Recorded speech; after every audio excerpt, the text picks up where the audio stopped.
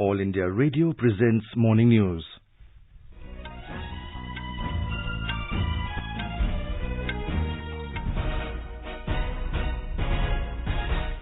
Good morning, I am VC Pramod and with me is Saira Mujtaba. The headlines. US ends 20-year war in Afghanistan as final evacuation flight leaves Kabul. US Secretary Antony Blinken says America's work in Afghanistan to continue.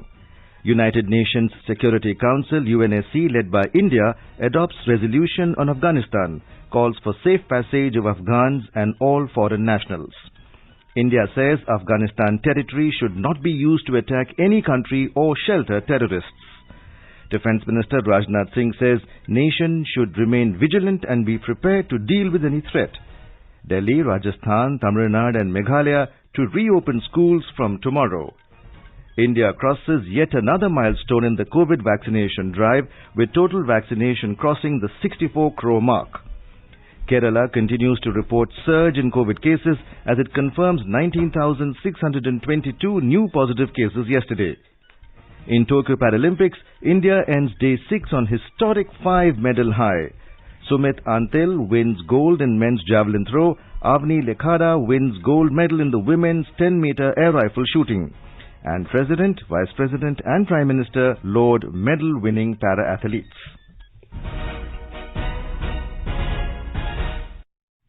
As the nationwide free COVID-19 vaccination campaign at government facilities for those above 18 years is going on, we advise our young listeners to get vaccinated and also help others get vaccinated. We also advise our listeners not to lower their guard as COVID-19 remains a threat to our health.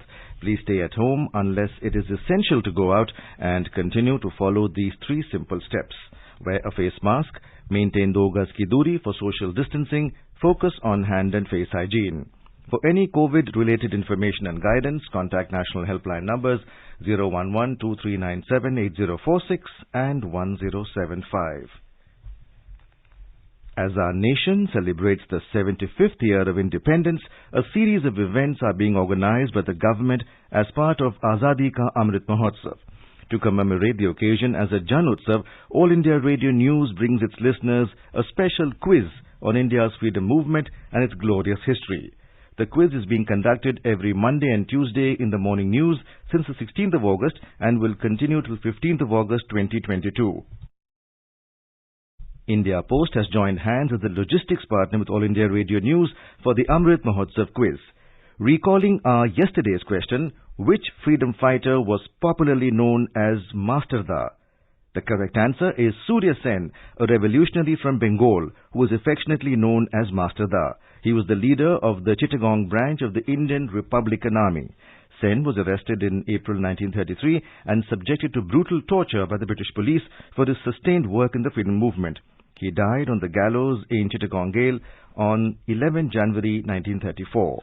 AIR News got an overwhelming response from its listeners across the world, and the one lucky winner of the quiz is Sajit Kumar V from Kanjangad, Kerala.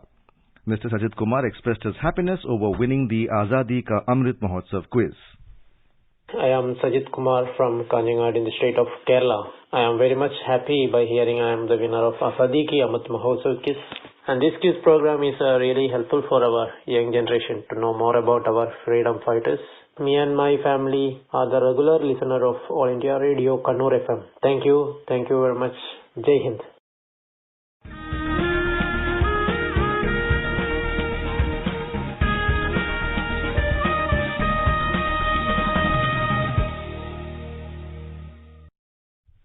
And coming to our today's question, which is the 6th one in the Amrit Mahotsav quiz in English?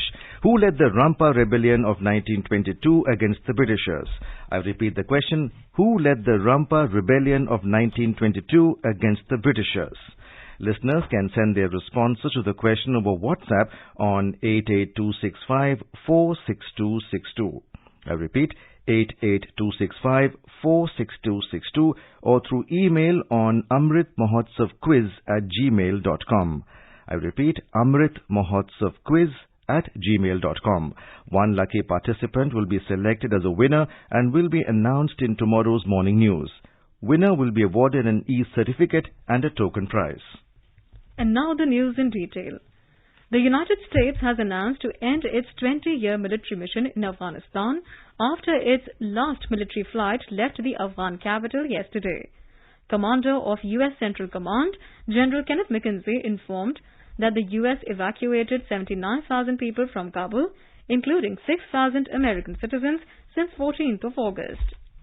I'm here to announce the completion of our withdrawal from Afghanistan and the end of the military mission to evacuate American citizens, third country nationals, and vulnerable Afghans. The last C-17 lifted off from Hamid Karzai International Airport on August 30th, and the last manned aircraft is now clearing the airspace above Afghanistan. While the military evacuation is complete, the diplomatic mission to ensure additional U.S. citizens and eligible Afghans who want to leave continues. Tonight's withdrawal signifies both the end of the military component of the evacuation, but also the end of the nearly 20-year mission that began in Afghanistan shortly after September 11, 2001. President Joe Biden announced he will address the people of the United States today on the final U.S. exit from Afghanistan after 20 years of war against the Taliban. U.S. Secretary Antony Blinken said that America's work in Afghanistan will continue. A new chapter of America's engagement with Afghanistan has begun. It's one in which we will lead with our diplomacy. The military mission is over. A new diplomatic mission has begun. So here's our plan for the days and weeks ahead. First, we built a new team to help lead this new mission. As of today, we've suspended our diplomatic presence in Kabul and transferred our operations to Doha, Qatar, which will soon be formally notified to Congress. America's top diplomat, speaking just hours after the final evacuation flights left Kabul, said a small number of U.S. citizens remained in the country. Meanwhile, Taliban spokesman Zabiullah Mujahid said that Afghanistan had gained full independence with the U.S. withdrawal. Taliban termed it a historic moment. U.S. President Joe Biden had earlier set August 31 as the final deadline for America's complete withdrawal from Kabul. Biden said that the withdrawal decision was taken based on the unanimous recommendation of the Joint Chiefs and all U.S. commanders on the ground to end the airlift mission as planned. Biden also paid tribute to 13 American soldiers who lost their lives in Kabul airport blast last week. Meanwhile, United Nations Security Council has adopted a resolution that expects the Taliban to allow Afghans and foreigners to safely leave the country. Foreign Secretary Harshvardhan Shringla was chairing the 15-member council's meet in New York. Speaking after the resolution was adopted, Shringla said that Afghan territory should not be used to threaten or attack any other country, or to shelter or train terrorists, or to plan or to finance terrorist acts. India has always provided a very strong support to minority communities in Afghanistan, in particular the Sikh and Hindu minority communities, and it is an important part of our effort to try and bring those Afghan nationals, including minorities, who want to leave Afghanistan and evacuate them. And I think the resolution in that sense has indicated a need for developing a safe zone for the passage of travelers in and out of Kabul airport, which is indeed a very positive development. Mr. Shringla said that the resolution underlines the risk individuals and entities designated by UN Security Council and added that it is of direct importance to India. The resolution text calls for the Taliban to allow for full, safe and unhindered access for the United Nations and other agencies to provide humanitarian assistance. The resolution was put forward by the US, the UK and France. It was adopted with the support of 13 members, with Russia and China abstaining and no one voting against the resolution. Talking to AIR News, former Ambassador Ashok Sajjanhar said that India would like to see Afghanistan not become a place to shelter terrorists. So we would like to see is that Afghanistan does not become a center of global terror. We have had a meeting at the United Nations Security Council early this morning, India time, and yesterday, New York time. And in this, all countries have repeated that it should not sink into a center of global terror. India has said the situation in Afghanistan is raising new questions from the security point of view, and it is constantly monitoring the situation. Defence Minister Rajnath Singh said, along with the security of Indians, the government also wants to ensure that anti-national forces cannot encourage cross-border terrorism by taking advantage of the situation in Afghanistan. He was addressing the 3rd Balramji Das Tandon Memorial Lecture organised by Punjab University at Chandigarh on the issue of national security through video conferencing today. He said the nation should remain vigilant and be prepared to deal with any threat. India has crossed yet another milestone in the COVID vaccination drive, with the total vaccination crossing the 64 crore mark yesterday. Union Health Ministry said more than 49 crore vaccine doses have been administered as first dose and over 14 crore vaccine doses given as second dose so far. The ministry said more than 53 lakh vaccine doses were administered yesterday. It said the vaccination exercise as a tool to protect the most vulnerable population groups in the country from COVID-19 continues to be regularly reviewed and monitored at the highest level.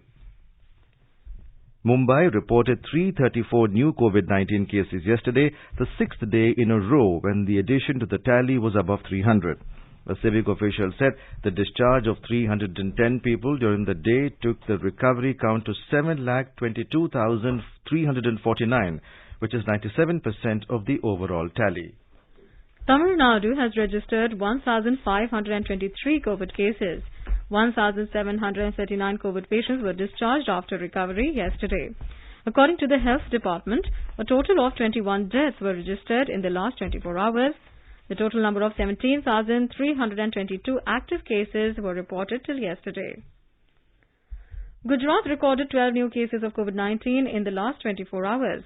According to the State Health Department, the recovery rate has remained 98.76%. More details from our Ahmedabad correspondent. 13 patients recovered and discharged from the various hospitals during the last 24 hours in Gujarat. More than 8,15,000 patients have been recovered from COVID-19 in Gujarat till now. Maximum 3 new cases reported from Ahmedabad, while Surat, Vadodara, Kutch and Porbandar reported 2 new cases each. No death was reported due to COVID-19 in the state yesterday. Gujarat has 150 active cases at present. Out of these, 4 patients are on ventilator. Yogesh Pandya, AF News, Ahmedabad. Kerala continues to report surge in COVID cases as it confirms 19,622 new positive cases yesterday. More from our Trivandrum correspondent. The test positivity rate in Kerala is at 16.74%. 132 deaths were also confirmed due to COVID last day, taking the death toll to 20,673. Presently, over 209,000 active COVID cases are there in the state. As COVID cases are on a rise, night curfew is being imposed from Monday and lockdown being declared in areas with weekly infection population ratio above 7, along with triple lockdown similar restrictions across the state on all Sundays. Meanwhile, State Health Minister Veena George has issued an order to conduct a COVID zero prevalence study in the state to identify the number of people who acquired immunity against COVID-19 and to strengthen the COVID preventive activities in the state. Ayusha for AR News from Thiruvananthapuram. Many state governments are planning to reopen schools and educational institutions from tomorrow as COVID-19 cases are declining. The institutions in the national capital will reopen in 2 phases as announced by the Delhi government. From tomorrow, schools will reopen for classes 9 to 12, while those for standards 6 to 8 are expected to restart from 8th of September. As per the guidelines issued by the Delhi Disaster Management Authority, maximum 50% attendance will be allowed. Briefing reporters in New Delhi, Delhi Deputy Chief Minister Manish Sisodia said, no student will be forced to attend the school and consent of parents is mandatory. The Tamil Nadu government has also announced that physical classes will resume from 1st of September for students in standards 9 to 12. Initially, the classes will be held with 50% capacity. In Rajasthan as well, schools will reopen for the first time since April 2020. All colleges will restart in Meghalaya along with schools for classes 9 to 12 in urban areas. In rural areas, on-campus lectures will recommence for standards 6 to 12. Offline classes will begin for standards 6 to 8 from 2nd of September as announced by the state government on 25th of August. Delhi schools, colleges and coaching centres will be reopened in a phased manner from tomorrow. Delhi Disaster Management Authority has directed that classes to function at 50% capacity to maintain social distancing. Schools will reopen for classes 9 to 12 from tomorrow, while those for standards 6 to 8 are expected to restart from 8th of September. Our correspondent reports that the Delhi government has issued standard operating procedures or SOPs for reopening of schools. In the morning and evening shifts, there will be a gap of at least 1 hour between the 2 shifts. No student will be forced to attend the school and consent of parents is mandatory. Students, teachers and employees living in containment zones will not be allowed to come. Delhi government has directed to follow staggered timings to avoid crowding in the classrooms, during lunch breaks and at the main entrance gate. Heads of school and institutes have been advised to regularly sanitize classrooms, common areas and entry gates. Children have been asked not to share their food, books and other stationery items. According to Delhi government, 98% of teachers and staff in government schools have received their first dose of COVID vaccine. With Devendra Kumar, Akash Sinha, AIR News, Delhi. You are listening to the morning news on All India Radio. A reminder of the headlines before we move on. US ends 20-year war in Afghanistan as last evacuation flight leaves Kabul. U.S. Secretary Antony Blinken says America's work in Afghanistan to continue. United Nations Security Council, UNSC, led by India, adopts resolution on Afghanistan, calls for safe passage of Afghans and all foreign nationals. India says Afghanistan territory should not be used to attack any country or shelter terrorists. Defense Minister Rajnath Singh says nation should remain vigilant and be prepared to deal with any threat. Delhi, Rajasthan, Tamil Nadu and Meghalaya to reopen schools from tomorrow. India crosses yet another milestone in the COVID vaccination drive, with total vaccination crossing the 64 crore mark. Kerala continues to report surge in COVID cases as it confirms 19,622 new positive cases. In Tokyo Paralympics, India ends day 6 on historic 5-medal high. Sumit Antal wins gold in men's javelin throw. Avni Lekhara wins gold medal in the women's 10-meter air rifle shooting. And President, Vice President and Prime Minister laud medal-winning para-athletes. For quick news updates round the clock, follow us on our Twitter handle @AIR News Alerts.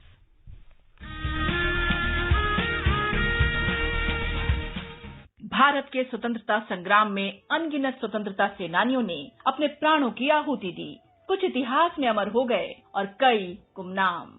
आजादी के अमृत महोत्सव के अंतर्गत 75 कड़ियों की श्रृंखला में हम उन वीरांगनाओं की बात करेंगे जिनका योगदान कभी भुलाया नहीं जा सकता। प्रत्येक मंगलवार परिक्रमा में सुनिए अपराजिता, देश की वीरांगनाओं को आकाशवाणी का सादर नमन।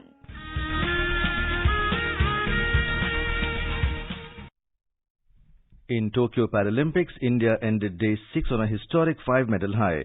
India secured its second gold medal as Sumit Antal set a new world record yesterday to win gold medal in the men's javelin throw F64 event at Tokyo. With the best throw of 68.85 meters in the final, he took India's medal count to 7. Earlier, Indian shooter Avni Lekhara created history by winning gold medal in the women's 10-meter air rifle shooting event at the Tokyo Paralympics yesterday. The 19-year-old became the first woman from India to win a Paralympics gold medal. Yogesh Kathunia clinched silver medal in the men's discus throw after registering his season-best attempt of 44.38 meters. While Devendra Jhajaria won silver medal, Sundar Singh Gurjar bagged bronze in the men's javelin throw.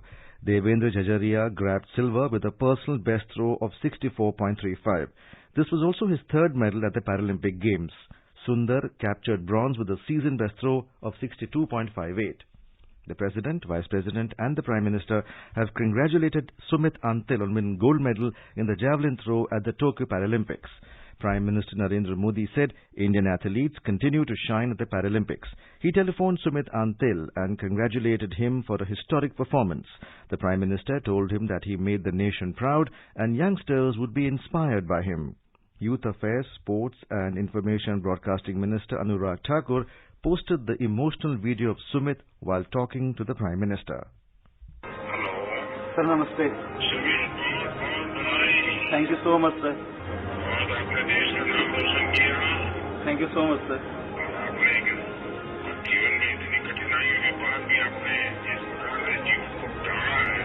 Ji sir. जी sir. Thank you so much, sir. The Prime Minister has congratulated shooter Avni Lekhara on winning the gold medal at the Tokyo Paralympics. Prime Minister spoke to Avni Lekhara and said this win is a matter of great pride. Avni expressed happiness at the support she has received from the entire nation. As our nation celebrates the 75th year of independence, a series of events is being organized by the government as part of Azadi Ka Amrit Mahotsav.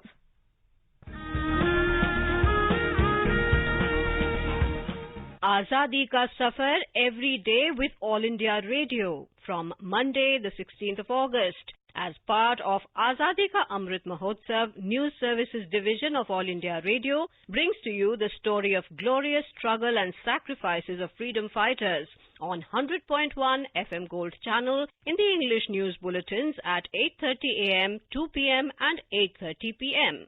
Stay tuned.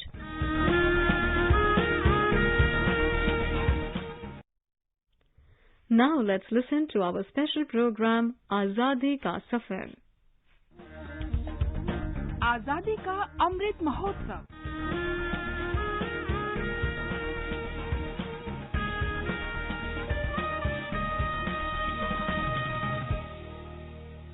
Azadi Ka Safar with AIR News. Birth of a Nation.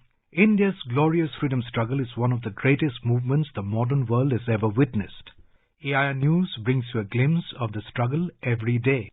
In today's episode, we will bring you the story of a great but unsung revolutionary freedom fighter, Kanhai Lal Datta, who was born on this day in 1888 in Chandan Nagar of undivided Bengal. He was associated with nationalist Jugantar Group, which was one of the two main secret revolutionary organizations operating in Bengal for Indian independence at that time. Kanhai Lal made the ultimate sacrifice for the cause of his motherland at the youthful age of 20 years.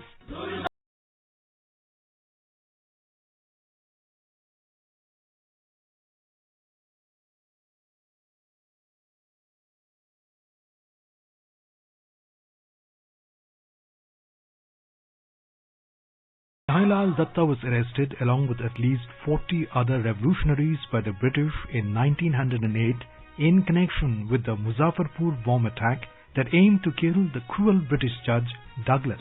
He was convicted a few months later, along with his friend Satyendranath Bose, for the assassination of Narendranath Gosen, a revolutionary turned approver for the British colonial administration. Gosen's revelations to the British police led to framing of charges against many freedom fighters. Thus, to avenge the revolutionaries, Satyendranath and Kanhai Lal shot Gosen from a revolver smuggled into the prison. Kanhai Lal's statement to the district magistrate about his motive for assassinating Narendranath was touchingly direct and simple. He stated that he indeed killed Narendranath because he was a traitor to the country. A day before Kanhai Lal's hanging, the British jail warden found Kanhai Lal with a smiling face and retorted that all his smiles would disappear the next day when he would be taken to the gallows.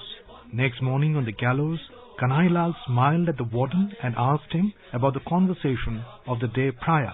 His fearlessness left the warden speechless. On the morning of November 10, 1908, Kanhai Lal was executed at the Alipur jail in Kolkata.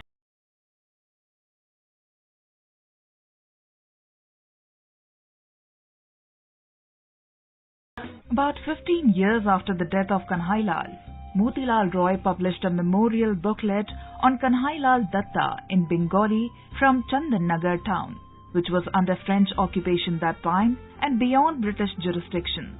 It was immediately banned by the British under Sea Customs Act of 1878, which prohibited any objectionable materials from being transported into British territories. In that book, Motilal recalled the sight of Kanhai Lal's body on the funeral pyre. He said that Kanhai's face had an ascetic calm, and nowhere on his body were there any ugly wrinkle showing the pain of the death. The execution of Kanhai Lal aroused great commotion in public life, and the witness accounts of his final moments before martyrdom became legend. The nationalistic zeal of Kanhai Lal provided a spark to many great Bengali revolutionaries, including Bagha Jatin, Rash Bihari Bose, Master Das Surya Sen, and his group of nationalist warriors. India is forever indebted to the selfless service and sacrifice of the martyrs like Kanhai Lal Datta.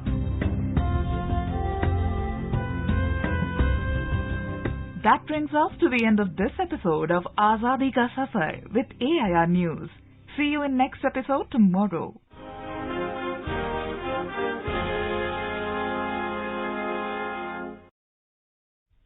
Vice President M. Venkaiah Naidu will launch digital quiz contest called Amrit Mahotsav with Khadi in New Delhi today. The quiz has been designed by Khadi and Village Industries Commission to celebrate Azadi Ka Amrit Mahotsav.